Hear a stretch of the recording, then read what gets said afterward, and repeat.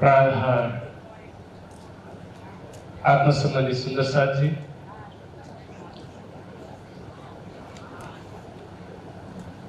इस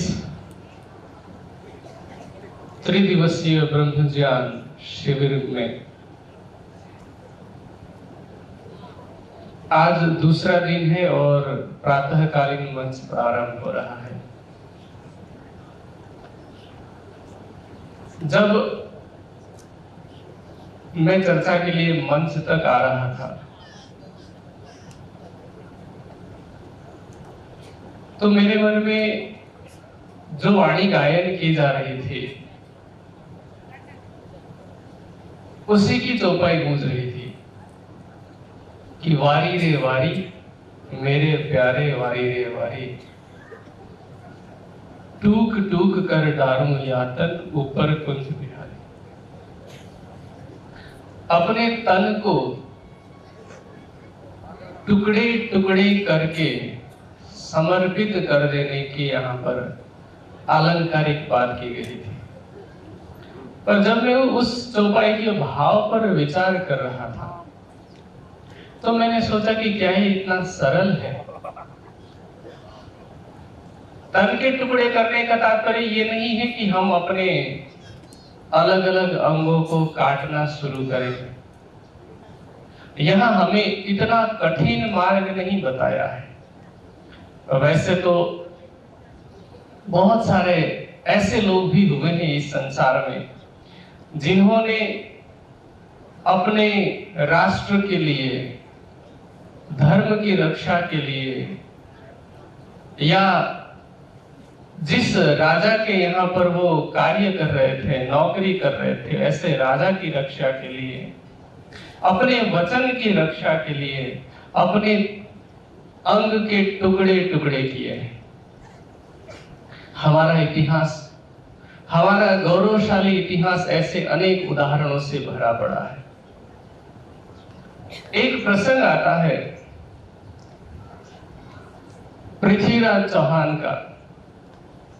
जब पृथ्वीराज चौहान की सेना आधा उदल की फौज के साथ टकराई थी तो वहां एक भयंकर युद्ध हुआ था।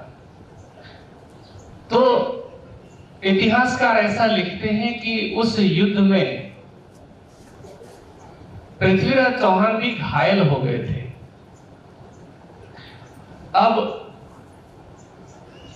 युद्ध भूमि में जब चारों तरफ लाशों के ढेर लगे पड़े होते हैं तो वहां चील, कौवे, बाज, लोमड़ी, सियार जैसे मांसाहारी जीव आते हैं मांस खाने के लिए।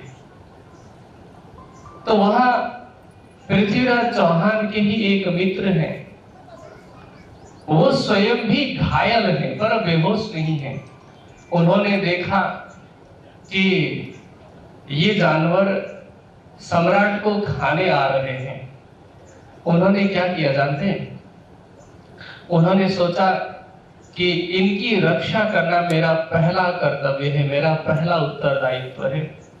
वो अपने हाथ से अपने शरीर के अलग अलग अंग के टुकड़े काट कर उस जानवर की तरफ फेंकते गए, क्योंकि उसको कटा कटाया टुकड़ा मिलता तो वो फिर पूरा शरीर चबाने की कोशिश नहीं करता। इसलिए उन्होंने अपने अंग को काट करके उन जानवरों को, उन पक्षियों को खिलाया ताकि सम्राट की जान बच जाए। हमें ऐसा करने के लिए नहीं कहा जा रहा है। वंदा बैरागी की बात आती है कि जब मुगलों ने वंदा बैरागी को घेर लिया, उनके साथ कुछ सौ, लगभग 700-800 की फौज थी। फौज की छोटी सी टुकड़ी। और मुगल चाहते थे कि वंदा बैरागी का धर्म परिवर्तन किया जाए, वो इस्लाम स्वीकार कर लें। वंदा बैरागी ने कहा कि मैं अपना धर्म नहीं बदलूंगा। उनका मन बदलने के लिए, उनको डराने के लिए क्या किया गया? उनके सामने प्रतिदिन कुछ सिख सैनिकों को मारा जाता था, काटा जाता था, पर सभी लोग वाहे गुरु जी का खालसा, वाहे गुरु जी की फतेह कहते हुए, हंसते हुए अपना बलिदान दे रहे थे। फिर बारी आई बंदा बैरागी की। उनको ऐसे नहीं मारा गया, पहले उनकी आंखें फोड़ी गई। बंदा बैरागी के अपने सगे बेटे को काट कर, मार करके उसका मांस बंदा बैरागी के मुंह में दे दिया गया और गरम सलाखों से बंदा बैरागी के शरीर के मांस को नोचा जाता था। हमें कोई थोड़ी जोर से चोटी काट ले, हम कराहते हैं, चिल्लाते हैं। बंदा बैरागी के मांस को नोचा जा रहा था, तब भी वो हंस रहे थे, मुस्कुरा रहे थे। और जब उनसे पूछा गया कि क्या तुम्हें दर्द महसूस नहीं होता, बंदा बैरागी कहते हैं कि जो तुम पीड़ा दे रहे हो वो शरीर को दे रहे हो, मैं शरीर नहीं, मैं आत्मा हूं। हम भी तो मुख से यही कहते हैं। उन्होंने अपने जीवन में उसको अपनाया था और इस प्रकार तड़प तड़प करके उन्होंने अपनी जान की, प्राण की आहुति दे दी, लेकिन अपने धर्म की रक्षा की। जिस धर्म को वो अपना मान रहे थे उसकी उन्होंने रक्षा की। इसी प्रकार एक और उदाहरण मैं देना चाहूंगा। अभी परसों ही कन्या गुरुकुल का उद्घाटन था, वहां आचार्य सूर्य प्रताप जी ने ये सुंदर दृष्टांत दिया था कि कुमारिल भट्ट नाम के एक ज्ञानी व्यक्ति थे। वो गुजर रहे थे कहीं से, तो एक गली में से आवाज आई। एक माता रो रही थी। वो कह रही थी कि मैं क्या करूं, कहां जाऊं, वेदों का उद्धार कौन करेगा।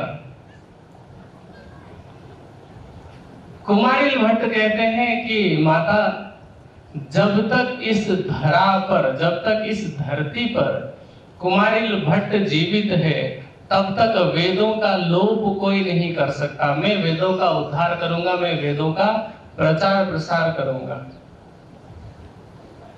कदाचित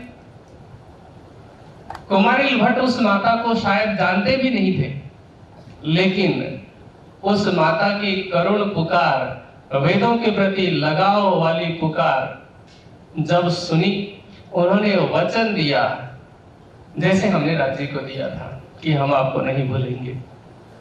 उन्होंने भी वचन दिया, लेकिन उन्होंने उस वचन को पूरा करने के लिए क्या क्या किया वो आगे जानते हैं। वो गए। अब उस समय वेदों का लोप कौन कर रहा था? उस समय बौद्ध लोग नास्तिकता का प्रचार कर रहे थे कि कोई परमात्मा नहीं है, कोई ईश्वर नहीं है, और जब ईश्वर ही नहीं है तो फिर ईश्वरीय ज्ञान वेद कैसे आया। तो इस तरह से वो प्रचार कर रहे थे। कुमारिल भट्ट ने सोचा कि यदि हमें वेद का उद्धार करना है तो पहले उनके सिद्धांत को जानना पड़ेगा कि बौद्ध लोगों की विचारधारा क्या है, और उसे जानने के लिए वो बौद्धों के विश्वविद्यालय में जाते हैं। वहां जाकर पहले तो पूरी शिक्षा लेते हैं कि बौद्धों का सिद्धांत क्या है, और उसको अच्छे से जान लेने के पश्चात वहीं के आचार्य जिससे उन्होंने सीखा उनको ही शास्त्रार्थ के लिए चुनौती देते हैं और शास्त्रार्थ में हराते भी हैं। लेकिन इतने से बात नहीं बनी तो बौद्धों ने थोड़ा छल का सहारा लिया कि कुमारिल भट्ट को कहते हैं कि यदि ईश्वर है, यदि वेद ईश्वरीय ज्ञान है, तो आप इस वेद को लेकर के पहाड़ से कूद जाइए, ईश्वर होंगे तो आपकी रक्षा कर लेंगे। कुमारिल भट्ट ने कहा ठीक है, मुझे मंजूर है। उन्होंने वेद लिया, छाती से लगाई और क्या कहकर कूदे कि यदि ईश्वर है और वेद ईश्वरीय ज्ञान है, तो ये ईश्वर मेरी रक्षा करे। वो पहाड़ से कूद गए। बौद्धों ने सोचा कि ये तो मर गए, लेकिन कुमारिल भट्ट कुछ समय के बाद वापस आए। उनको एक दो जगह पे चोट लगी हुई थी। तो बौद्धों ने कहा, देखो तुम्हारे ईश्वर ने तुम्हारी रक्षा नहीं की, अब तो मान लो कि ईश्वर नहीं है। कुमारिल भट्ट कहते हैं कि गलती ईश्वर की नहीं है, मेरे ईमान की है, मेरे विश्वास की है। क्योंकि मैंने क्या कहा था? मैंने कहा था यदि ईश्वर है। यदि शब्द का प्रयोग करना भी संशय का द्योतक है, तो उन्होंने कहा कि मैंने ऐसा कहा था कि यदि ईश्वर है और वेद ईश्वरीय ज्ञान है तो ईश्वर मेरी रक्षा करे। उस संशय की वजह से मुझे चोट आई और ईश्वर के कारण मैं बचा हूं। इस प्रकार उन्होंने ज्ञान के शास्त्रार्थ में भी हराया, व्यवहारिक प्रयोग में परीक्षा में भी हराया, लेकिन अब असली परीक्षा तो आगे थी। उस समय ये नियम था कि जो गुरु का द्रोह करता था, जो गुरु का विरोध करता था, उसे भूसे की आग में सुलग करके मरना पड़ता था। सुलगने का मतलब समझते हैं ना? धीरे धीरे, भूसा जलता नहीं है, भूसे में आग सुलगती है धीरे धीरे धीरे। आपको मैं एक बात बताऊं, यहां पर बहुत सारी महिलाएं बैठी हुई हैं। आप कुमारिल भट्ट को मिली पीड़ा का अनुमान भी नहीं कर सकते। कोई भी व्यक्ति, न महिला न पुरुष, कोई व्यक्ति अनुमान नहीं कर सकता। क्यों? मैं इसका कारण बताता हूं। एक इंसान, एक पुरुष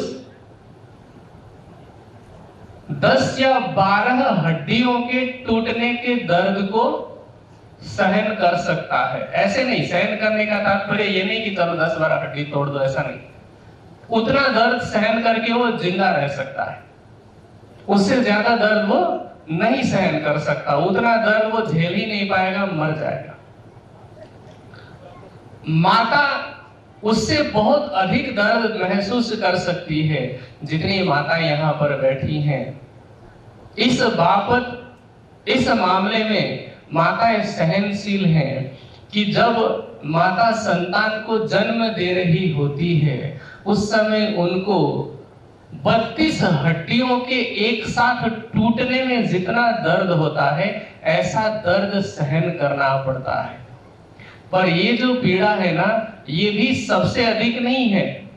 इससे भी ज्यादा पीड़ा तब होती है जब कोई इंसान को जिंदा जला दिया जाता है। उस समय जो पीड़ा की पराकाष्ठा होती है, उसकी कल्पना हम कोई नहीं कर सकते। जब हम रोटी बनाते समय तवे से हल्का सा हाथ जल जाता है, तब भी पता चलता है कि जलने में कितनी पीड़ा होती है ना? तो सोचिए पूरा शरीर जल रहा हो तो ये जो पीड़ा है, जीवित जलने की पीड़ा, ये वो पीड़ा है जो इंसान अनुभव कर पाता है। पर उससे भी अधिक पीड़ा होती है सुलगने में, कि धीरे धीरे करके जलना है, एक दिन में नहीं। सुलगने में तो कितना लंबा समय लगता होगा। धीरे धीरे करके, तड़प तड़प करके वो आग की गर्माहट से मर भी नहीं पा रहे हैं और जिंदा भी नहीं रह रहे हैं। और लंबे समय में, क्योंकि कोई इंसान जलता है जिंदा तो मेरे विचार से 2 मिनट या 5 मिनट में मर जाता होगा, लेकिन सुलगने में तो वही पीड़ा का अनुभव लंबे समय तक करना होता है। और कुमारिल भट्ट ने धर्म की रक्षा के लिए वो भी स्वीकार किया। और हम समर्पण में कौन से पायदान में खड़े हैं? राष्ट्र की रक्षा के लिए आप देखेंगे, आपने बहुत सारे शहीदों के बारे में पढ़ा होगा कि उनको किसी को 10 गोली लगती है, किसी को 12 गोली लगती है। बहुत सारे सैनिक ऐसे हैं जो अंग भंग हुए हैं। कई सैनिक ऐसे हैं जो युद्ध में जाते हैं तो किसी का पैर काटना पड़ता है, किसी के हाथ काटने पड़ते हैं, किसी के दोनों पैर काटने पड़ते हैं, किसी की आंख फूट जाती है। राणा सांगा के शरीर पर बताया जाता है कि युद्ध के लिए, उन्होंने धर्म रक्षा के लिए जो युद्ध किए थे, उनके शरीर पर 80 के लगभग घाव थे। और सबसे अधिक समर्पण की जहां बात की जाती है तो वो की जाती है निजानंद संप्रदाय में। अभी हमने गायन सुना ना, टूक टूक कर डारूं यातन ऊपर कुंज बिहारी। हम अपने तन को टूक टूक कर डालने की बात करते हैं, टुकड़े टुकड़े करने की बात करते हैं, लेकिन हमसे सेवा के मार्ग में यदि थोड़ी सी गर्मी हो रही है तो न गर्मी सहन होती है, थोड़ी सर्दी हो तो वो भी सहन नहीं होती है, थोड़ी सी भूख थोड़ी प्यास नहीं सहन होती है, थोड़ा सा अपमान भी नहीं सहन होता है। क्योंकि समर्पण का तात्पर्य क्या होता है? समर्पण का तात्पर्य है कि अब मेरा अपना कुछ नहीं, लेकिन यदि कोई अपमान करता है और हम अपमानित महसूस करते हैं, हमें बुरा लगता है, तो इसका तात्पर्य यह है कि हमने अभी अपना अहंकार तो सौंपा ही नहीं है। और ये समर्पण करना बच्चों का खेल नहीं है। समर्पण करना किसकी बात है, किसका खेल है? वीरों का, बहादुरों का।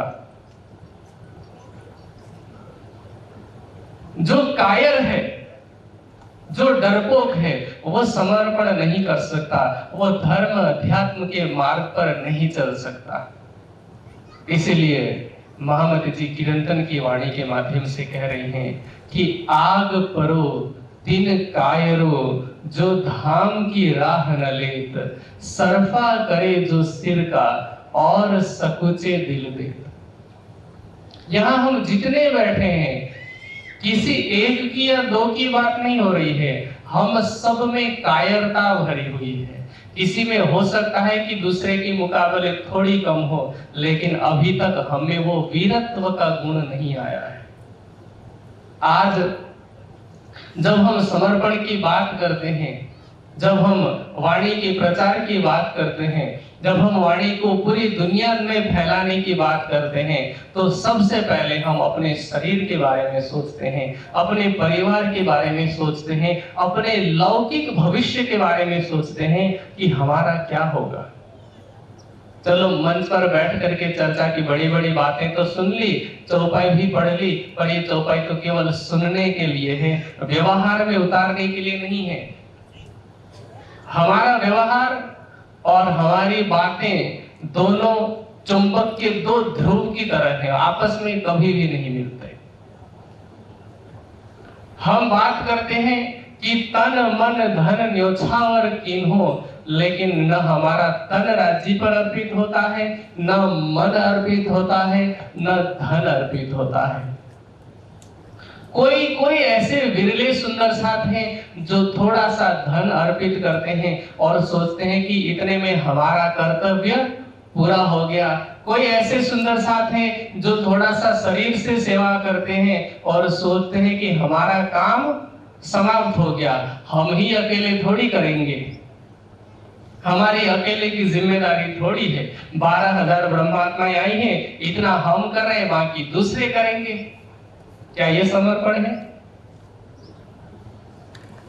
सीमा पे खड़ा सैनिक एक गोली लग जाए और उसके बाद कहे कि देश में 1.5 अरब की जनसंख्या है, मेरे हिस्से की एक गोली मैंने खा ली, बाकी दूसरी गोली दूसरे लोग खाएं, देश की रक्षा नहीं हो सकती है। वो कोशिश करेगा कि भले ही शत्रु सेना की सारी गोलियां मेरे शरीर पर उतर जाए, लेकिन मेरे देश की सीमा को आंच ना आए, मेरा देश न झुके, मेरा राष्ट्र न झुके। सोचिए, जिसके पास ज्ञान नहीं है, जिसके पास ब्रह्म ज्ञान नहीं है, उसकी सोच इतनी ऊंची है। जब पृथ्वीराज चौहान के मित्र ने पृथ्वीराज की रक्षा के बारे में सोचा होगा, अपने शरीर का मांस वो काट करके उन पक्षियों को दे रहे होंगे, चील कौओं को खिला रहे होंगे, तो उनके मन में क्या ये विचार नहीं आया होगा, क्या उनका परिवार नहीं था? उनका भी तो परिवार था। उनके मन में ये नहीं आया कि अगर मैं घर नहीं पहुंचा तो मेरी पत्नी क्या सोचेगी, मेरे बच्चे रहेंगे, क्या उनके मन में नहीं आया होगा? क्या देश के जो सैनिक सीमा पर मरते हैं उनके मन में ये भावना नहीं आती होगी? क्या कभी कुमारिल भट्ट ने ये नहीं सोचा कि मेरा क्या होगा?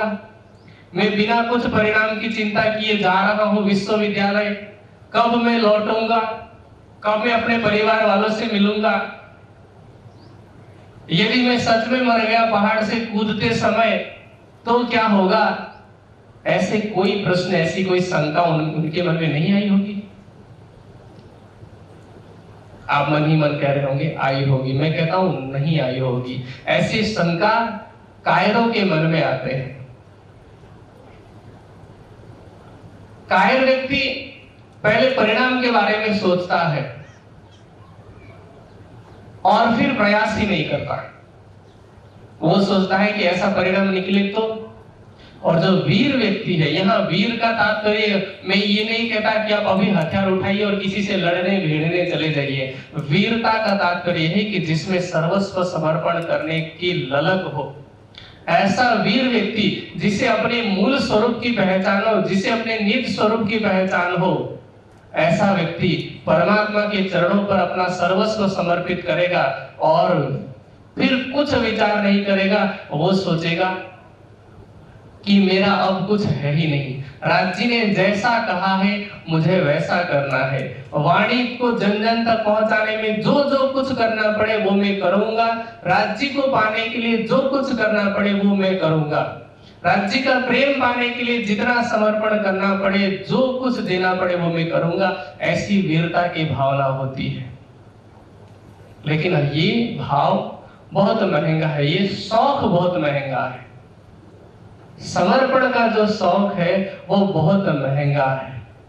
मैंने कई बार ये बात कही, निजानंद दर्शन की जो पद्धति है ना, वाणी में राज्य ने जो बात बताई है, राज्य को पाने का जो रास्ता है वो सबसे सस्ता है और सबसे महंगा है। ये बात मैं बार बार कहता हूं। सबसे सस्ता क्यों है पता है? यदि हृदय में समर्पण का भाव हो तो फिर एक पैसा भी लगाना नहीं पड़ता। आप सब यहाँ पर बैठे हुए हैं, जिस जगह पर बैठे हुए हैं, एक पैसा लगाए बिना आप अपना हृदय सौंप दीजिए। राज्य आपसे चेक मांगने नहीं आएंगे। आप अपना दिल राज्य को सौंप दीजिए, राज्य आपके सामने हो जाएंगे, तो एक पैसा भी नहीं लगेगा। इसलिए सबसे सस्ता है। और सबसे महंगा क्यों? क्योंकि जब आपने अपना दिल दे दिया तो आपका अपना कुछ नहीं बचता। अब आपका जो कुछ है वो सब किसका है? वो राज्य का है। इसलिए अब आप हो गए खाली। तेरा तुझको सौंपते क्या लागत है मोर, मेरा मुझ में कुछ नहीं, जो कुछ है सो तोर। जब ये अवस्था आती है तो हम खाली हो जाते हैं और इसीलिए उसको सबसे महंगा कहा जाता है। और ये जो महंगा शौक है हर कोई पाल नहीं सकता है। जो वीर होगा, महाराजा छत्रसाल जी की तरह, जिन्होंने श्री जी का प्रसाद खाते हुए ये नहीं सोचा कि मैं तो राजा हूं, लोग क्या कहेंगे, कि एक राजा होकर के किसी का जूठा खा रहे हैं।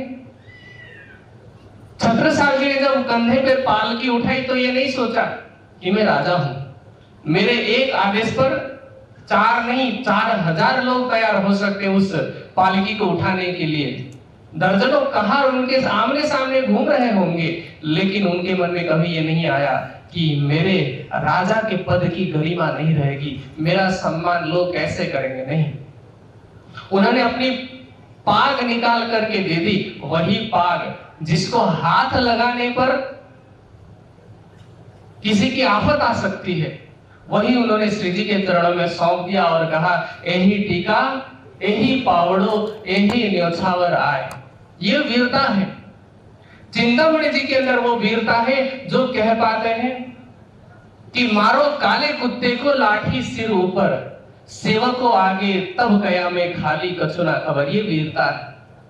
आज यदि कोई यहां आकर के, हो सकता है कि अभी मैं पिछले 25 मिनट से बोल रहा हूं, मेरे इस 25 मिनट बोलने में हो सकता है कि कहीं कोई व्याकरण की गलती हुई हो, हो सकता है कि किसी चौपाई में मैंने शब्द या मात्रा इधर उधर कर दिया हो, कोई उठ करके कहे ना, खड़े होकर के, कि अशोक जी आपसे ये गलती हो गई। एक बार तो हो सकता है कि मेरा अहंकार वहां पर खड़ा हो जाए और मैं अपनी व्याकरण को लगाकर अपनी बात को सही सिद्ध करने का प्रयास करूं।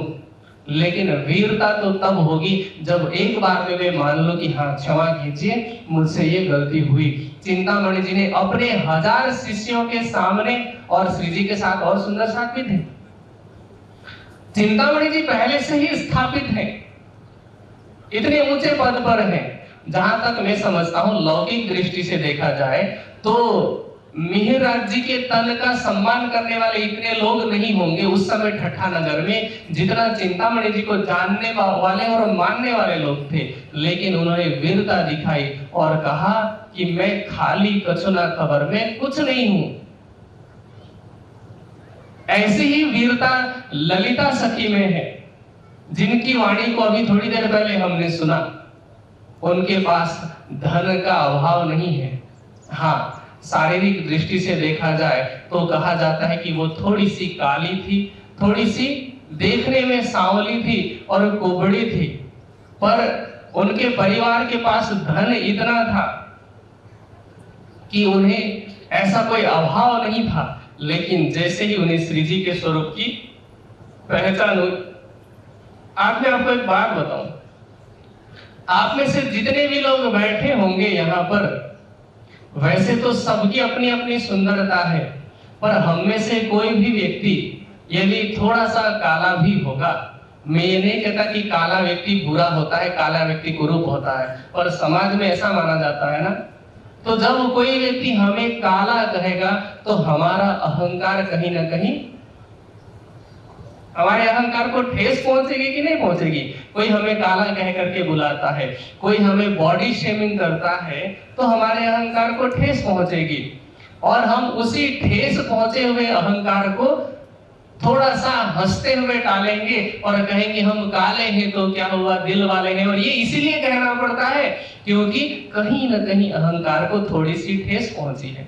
लेकिन ललिता सखी तो सामने से कहती हैं कि कारी घूमत खूब कुचल ऐसी कठिन कठोर हूं नारी, आत्म मेरी निर्मल करके सहजे पार उतारी। इतना कहने के लिए भी हिम्मत चाहिए, हर कोई ये नहीं कर सकता, और जो नहीं कर सकता तारतम्य ज्ञान लेकर के भी, राज्य के स्वरूप की ज्ञान दृष्टि से पहचान होने के बाद भी, कल की चर्चा में मैंने पूछा था ना कि राज्य को पाना कौन कौन चाहता है, सबने हाथ खड़े किए।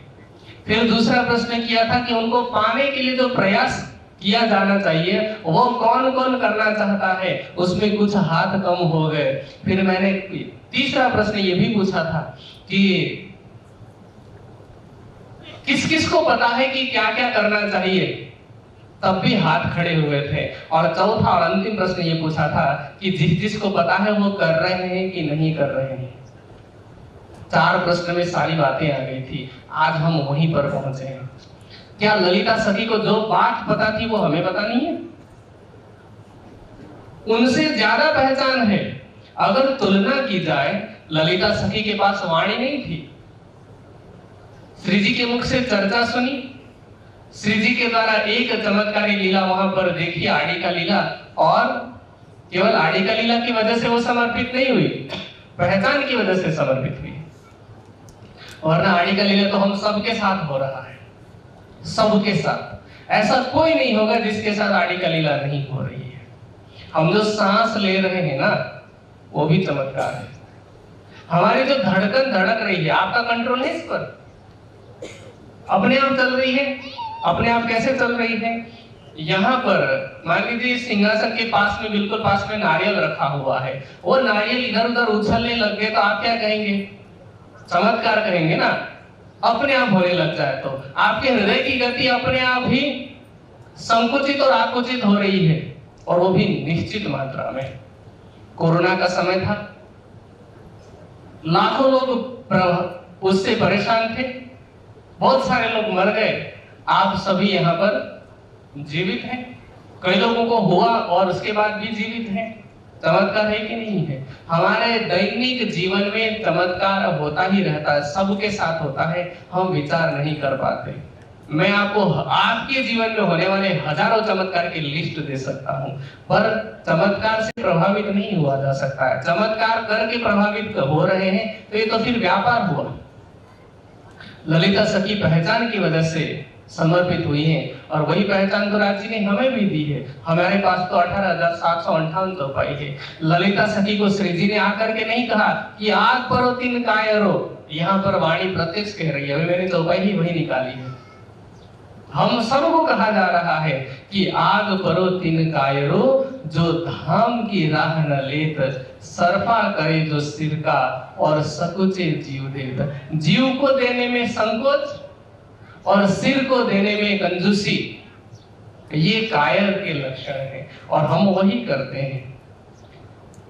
मैं जीव के देने की बात से भी पहले के स्तर की बात कहूं, यहाँ तो कई बार हमें आह्वान किया जाता है, एक बार नहीं दर्जनों बार प्रत्येक कार्यक्रम से आह्वान किया जाएगा। एक प्रैक्टिकल में बात बताऊं, जब हमें से सभी लोग किसी न किसी प्रकार का पर्स लेते हैं ना, सबके पास रहता ही है। उस पर्स में अनेक प्रकार के नोट होते हैं। आजकल तो 1 रुपए, 2 रुपए और 5 रुपए के नोट बहुत कम देखने को मिलते हैं। किसी ने केवल दिखाने के लिए या देखने के लिए रखा होगा, वरना प्रयोग में तो आते नहीं है। तो उस दृष्टि से देखा जाए तो हमारे पर्स में सबसे छोटी जो नोट है वो 10 रुपए की है। कुछ लोगों के जेब में 5 रुपए भी रखी होगी। 5 रुपए, 10, 20, 50, 100, 200 और 500 के नोट आपकी जेब में, आपके पर्स में रखे हुए। जब हम आरती करते हैं तो आरती करते हुए चौपाई बोलते हैं कि तन मन जीव निछावर कीन्हो, श्री महामती चरण लागे। क्या बोलते हैं, एक बार साथ में बोला दोबारा, तन मन जीव न्योछावर कीन्हो, इतना बोलते हैं ना हम। और उसके बाद जब न्योछावर करने की बारी आती है तो उस पर्स में से सबसे छोटी नोट हम निकालते हैं और आरती की थाली में रखते हैं। ये मैं एक प्रैक्टिकल उदाहरण दे रहा हूं। इसका मतलब ऐसा नहीं कि आपने 500 रुपए दे दिए तो आप समर्पित हो गए, ऐसा भी नहीं है, पर हमारी सोच उससे भी छोटी हो जाती है। इसी प्रकार जब सेवा की बात की जाती है, जब समर्पण की बात की जाती है, तब भी हम पहले विचार क्या करेंगे, 500, 1000, 2000 या 5000 सबकी अपनी सामर्थ्य होगी।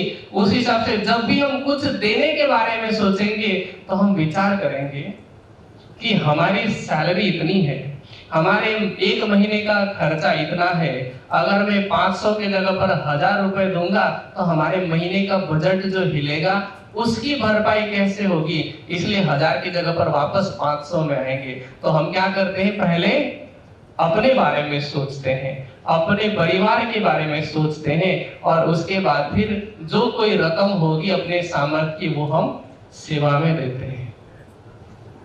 मैं आपको एक परिभाषा बता रहा हूं, मैं आपको एक दृष्टांत दे रहा हूं। यही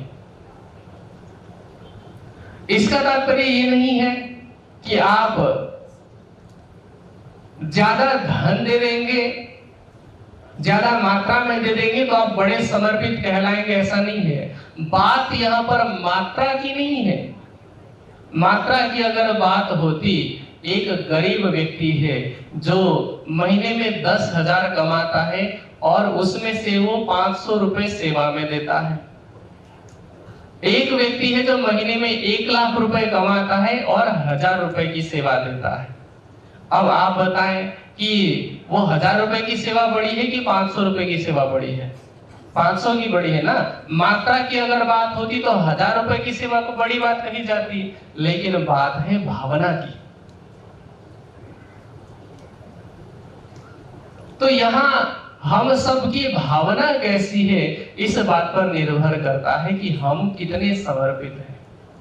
यदि हम पहले अपने बारे में सोच रहे हैं तो वो समर्पण हुआ ही नहीं, वो तो अर्पण भी नहीं हुआ। समर्पण बहुत बाद की बात है। वो कहीं ना कहीं एक छोटे से त्याग की श्रेणी में आता है, पर समर्पण बहुत आगे की बात है और ये हर कोई नहीं कर सकता है। जिनका मन माया में ही पूरी तरह से लगा हुआ है, जिनका मन माया से बाहर निकलना ही नहीं चाहता, जो अपने कल के बारे में, अपने बच्चों के भविष्य के बारे में और अपने पोते पोतियों के बारे में पहले विचार करेगा, वो समर्पण नहीं कर पाएगा। ऐसे व्यक्ति को अध्यात्म की दृष्टि में कायर कहा जाता है। और इसीलिए इंद्रावती जी ने किरंतन की ही वाणी में कहा कि क्या बल कहसी कायर माया को, जो गए सागर में रल। वो व्यक्ति जो सागर में, माया के सागर में डूब गया है, वो माया के बल को कैसे जानेगा। जैसे एक पहलवान है, उसके साथ कुश्ती लड़ने के लिए आप तैयार होते हैं और जैसे ही वो धक्का दे देता है, आप गिर जाते हैं और कहते हैं कि बस मैंने अपना समर्पण कर दिया है, मैं आपके खेल से पीछे हट जाता हूं। और उसके बाद आप कहें कि नहीं, पहलवान तो बहुत ताकतवर था, आपको पता ही नहीं उसकी ताकत का अंदाजा। असली अंदाजा कौन लगा सकता है? जो भले ही कमजोर हो और अपने पूरे मनोयोग से उससे भिड़ जाए, तभी तो पता चलेगा कि ताकत कितनी है। जो पहले ही हार मान ले, उसे कैसे पता चलेगा माया का बल। इसलिए कहते हैं कि क्या बल कहसी कायर माया को, जो गए सागर में रल। सामे पूर जो चढ़िया होसी, सो कहसी तिखाई मोहजल। इस मोहजल की तिखाई, इस मोहजल की तीव्रता के बारे में तो वही बता सकता है जो सामने युद्ध किया हो, जो उल्टा तैरने का प्रयास करता हो। हमने तो क्या किया है कि हम चले गए, नदी में कूद गए, अपने शरीर को ढीला छोड़ दिया। अब नदी का बहाव जिस तरफ है, हम भी उसी तरफ है कि नहीं?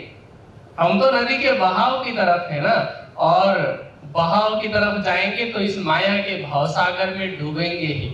हमें क्या करना है? हमें तैरना है। वो भी कैसे तैरना है? उल्टा उल्टा तैरते हुए उस नदी के उद्गम स्थल की तरफ, हिमालय की तरफ पहुंचना है। और ये काम हर कोई नहीं कर सकता, वीर व्यक्ति ही कर सकता है। उल्टा चलने का तात्पर्य ऐसे चलना जैसे श्री जी चले, ऐसे चलना जैसे हमारे समाज के विभिन्न परमहंस चले। हमारे परमहंसों की परंपरा में जितने भी परमहंस हुए, सब दुनिया से उल्टा चले हैं। इस संसार में जितने महान पुरुष हुए हैं, जितने महान व्यक्ति हुए, जितनी महान नारियां हुई है, वो सब संसार से उल्टा चलकर ही हुए हैं। इसलिए किसी महान व्यक्ति ने कहा, पहले हर अच्छे काम का विरोध होता है, फिर धीरे धीरे लोग उसे मानने लगते हैं और फिर धीरे धीरे लोग उसका प्रचार करने लगते हैं। श्री जी जब जागनी यात्रा के लिए निकले तो उनका विरोध करने वाले लोग भी थे, इसलिए तो ऐसी बातें करनी पड़ी कि मैं तो बिगड़िया विश्व थे बिछुड़िया, बाबा मेरे ठीक आओ मत कोई। आप भी जब समर्पण की राह पर चलेंगे, आपको भी लोग सुनाएंगे। बाहर के लोगों की तो बात छोड़ दीजिए, आपको अपने घर के लोग भी सुनाएंगे कि ये सब करने की क्या जरूरत है, धर्म तो ऐसे भी किया जा सकता है, वैसे भी किया जा सकता है, ऐसे भक्ति करनी चाहिए, वैसे भक्ति करनी चाहिए, लोग आपको सिखाएंगे। लेकिन कोई ये नहीं सिखाएगा कि समर्पण कैसे किया जाएगा। वो तो वही बता सकता है जिसने स्वयं किया हो, और वो सबसे पहले किया महामती जी ने, और उन्होंने ही हमें राह बताई कि हमें किस प्रकार वीरता के मार्ग पर चलना है, किस प्रकार समर्पण के मार्ग पर चलना है। और यहाँ समर्पण यही है कि राज्य को रिझाने की राह में, चाहे सर्दी गर्मी वर्षा हो, चाहे गरीबी हो, चाहे भूख प्यास हो, कुछ भी हो, उसको हम हंसते हुए सहन करें। मान अपमान का हमें भय न हो, न मान की अभिलाषा हो, न अपमान का भय हो, न धन पाने की लालसा हो, न निर्धनता का डर हो। ऐसा व्यक्ति ही समर्पण की राह पर आगे बढ़ सकता है, चल सकता है।